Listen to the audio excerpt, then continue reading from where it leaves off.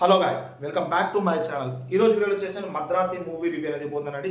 వీడియోలోకి వెళ్ళే ముందు మన ఛానల్ కొత్తగా చూసామంటే జర సబ్స్క్రైబ్ చేసుకోండి. అలాగే మన పాత వీడియో చూసిన లైక్ చేయండి, షేర్ చేయండి, అలాగే కామెంట్ చేయండి. మద్రాసి మూవీ అండి, ఇది ఒక తమిళ ఇండస్ట్రీ నుంచి వచ్చిన మూవీ అండి. Directed by A R Murugadoss, casting by Siva Karthikeyan, Rukmini Vasanth lead role. ఇక మూవీ చూస్తే పర్లేదండి, ఓకే ఓకే ఉంది. చూడొచ్చా అంటే చూడొచ్చు ఒకసారి. అయితే మరీ మనం శివకార్తికేయన్ నుంచి ఎక్స్పెక్ట్ చేసినంత అయితే మూవీలో మీకు ఏం అనిపించదండి.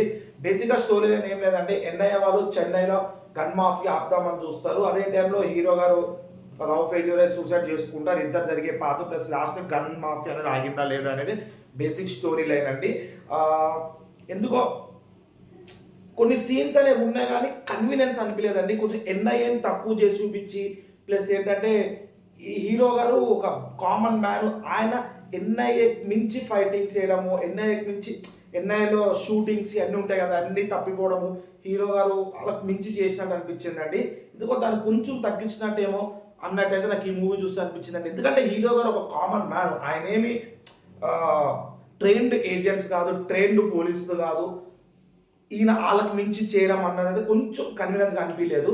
ప్లస్ మధ్య లవ్ స్టోరీ అండి, అది ఎందుకో మేబీ అదే మెయిన్ అనుకోండి, కానీ అది కన్వీనియన్స్ అనిపించలేదండి. ఎందుకంటే హీరో గారి మెంటల్ ఇంబ్యాలెన్స్ అంతా తెలిసి కూడా లవ్ చేయడం ఎందుకో, వదిలేయడం ఎందుకో, మళ్ళీ లాస్ట్కి రావడం ఎందుకు, ఆ లాస్ట్కి రావడానికి ముందు వదిలేయడం ఎందుకో, మళ్ళీ చేయడం ఎందుకో, ఇదంతా కొంచెం కన్వీనియన్స్గా స్టోరీ అనేది అనిపించలేదండి.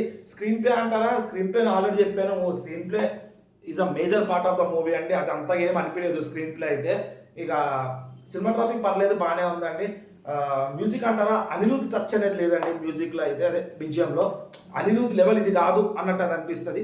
అరే ఇది అనిరుద్ కొట్టాడు రాబోయ్ అన్న థాట్ అయితే మనకు మూవీలో నాకు ఎక్కడ అనిపిస్తుంది. సాంగ్స్ అంటారా ఓకే ఓకే అండి, కొన్ని చెప్పినా ఆల్రెడీ చాలా సినిమాలో నేను చెప్తా ఉంటాను, సాంగ్స్ అనేవి స్పీడ్ బ్రేకర్ లెక్క వస్తాయి, అట్లాగే అనిపించింది దీంట్లో కూడా. పర్లేదు, సాంగ్స్ కూడా పర్లేదు, చూడొచ్చు. బీజిఎంతో కొంచెం మూవీ అనేది చూడాలి అనే హోప్ అయితే వస్తుంది. శివకార్తికేయన్ అయితే యాక్టింగ్ చింపి పడేసినారండి, వేరే లెవెల్ చింపిండి యాక్టింగ్.